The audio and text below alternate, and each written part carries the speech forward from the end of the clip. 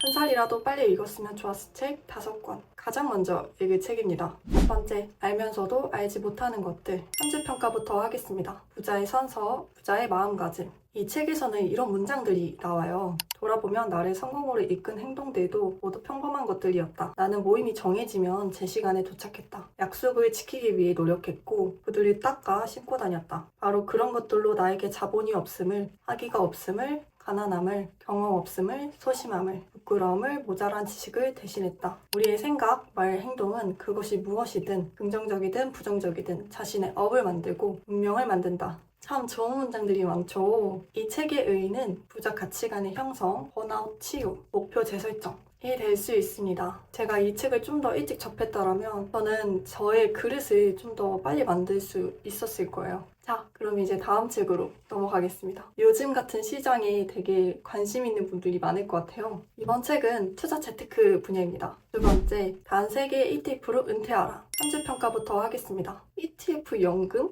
그거 어떻게 하는 건데? 이 책에서는 이런 내용이 나와요. 인플레이션을 고려한 은퇴 후 4% 인출 전략, 투자에는 어떤 요소가 가장 중요한가에 대한 정답, 초장기 자금, 장기 자금, 자산관리 파이프라인 활용, S&P 500, QQQ, 제피 많이는 들어봤는데 이게 대체 뭔가? 즉, 이 책은 유명한 ETF 종류와 속성, 돈의 법칙 중에 복리의 중요성에 대해 되게 많이 담은 책입니다. 국민연금 외에 추가 연금이 필요한 사람, 달마다 돈이 들어오는 흐름을 만들고 싶은 분들께 유용한 가이드라인이 될 수 있어요. 이런 부분에서 실용적인 책입니다. 매수, 매도, ETF 등 기본적인 금융 지식이 있다면 추천드리는 책입니다. 제가 만약 이 책을 더 일찍 알았다면 1억을 모으려면 월 200씩 4년 2개월을 모아야 하는구나. 그러면 40년을 모아야 10억인 거야? 라는 잘못된 생각에 3년의 긴 번아웃이 오지 않았을 겁니다. 복리는 뒤로 갈수록 커진다는 사실을 숫자로 보고 중요성을 깨닫기 좋은 책입니다. 계속 다음 책 추천으로 넘어갈까요? 이번엔 습관과 루틴 분야입니다. 세 번째, 습관의 디테일. 습관 관련 책 중 가장 압축이 잘 돼 있어요. 이 책에는 이런 내용이 나와 있어요. 행동이 발생하려면 동기와 능력, 자극이 동시에 갖춰져야 한다. 이 저자는 IT에 대지진이 발생했다는 적십자의 문자 메시지를 보고 기부금을 보냈어요. 행동에서는 세 가지가 동시에 갖춰졌는데요. 동기에 해당하는 끔찍한 재난을 당한 피해자를 돕고 싶었다. 능력, 동의 한 번으로 돈을 보낼 수 있어서 기부하기가 쉬웠다.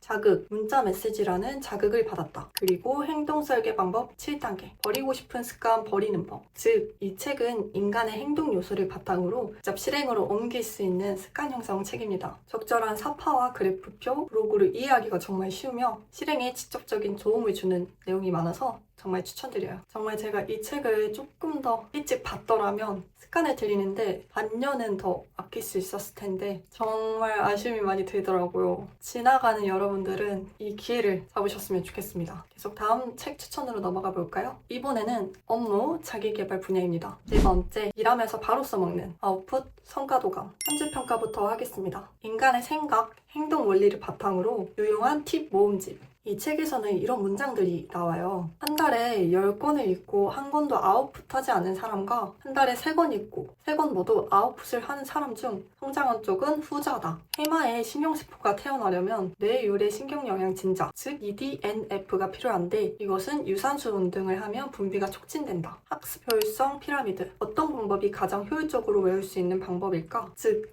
이 책은 인간 본연의 뇌의 성질을 바탕으로 아웃풋의 중요성을 깨닫게 하고 행동으로 옮겨지게 하는 책이에요. 무엇보다 이 책대로 하면은 결과로 남는 게 분명히 있더라고요. 제가 이 책을 좀 더 일찍 봤으면 저는 더 많은 행동과 결과를 낼 수 있을 거라 생각합니다. 여러분은 저보다 일찍 깨닫고 결과로 나타내셨으면 좋겠어요. 자, 이제 대망의 마지막 책입니다. 오늘 소개할 책 중 가장 어려운 책이며 의미가 좀 남다른 책이에요. 바로 거시경제, 왜 그들만 부자가 되는가? 한 줄 요약부터 하겠습니다. 부자의 열쇠를 쥐고 있는 사람은 누구인가? 현대 금융 시스템에 대해 생각해 볼 수 있는 책. 이 책에는 이러한 내용이 나와요. 어떤 이는 새로 발견한 금으로 물건들을 이전 가격에 구입할 수 있다. 그가 강산역, 술집에서 맥주를 사 마시게 되면 추세적으로 맥주 가격이 상승한다. 동일하게 맥주 사장님은 꽃집을 이용하고 꽃집 사장님은 빵집을 이용하고 이처럼 국민 경제 내부에서 서서히 돈의 분배가 진행되며 상품 가격이 오른다. 뒤늦게 돈을 손에 넣은 사람들은 과거에는 마실 수 있었던 맥주를 이제는 그 가격에 못 마신다. 즉, 통화량 증가의 피해자는 상품 가격이 오르는 속도보다 수입이 늦게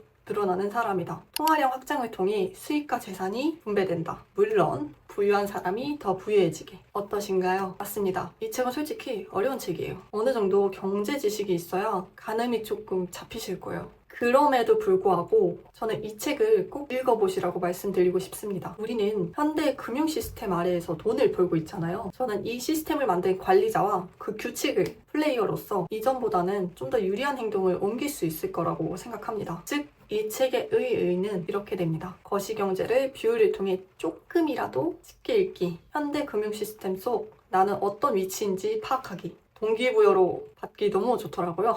소비 통제로 이용하기. 시스템을 이해하면 내 소비는 결국 상대적 가난으로 이어지는 길임을 알게 됩니다. 자, 이렇게 오늘의 한 살이라도 빨리 읽었으면 좋았을 책 추천이 끝났습니다. 주식 초보자를 위한 책 등 소개해드리고 싶은 책이 정말 많았지만 그 중에서도 고르고 고른 만큼 여러분에게 가치가 있는 책들이 되셨으면 좋겠습니다. 여러분의 한 살이라도 빨리 읽었으면 좋았을 책은 무엇인가요? 어떤 분야든 좋으니 같이 공유해주세요.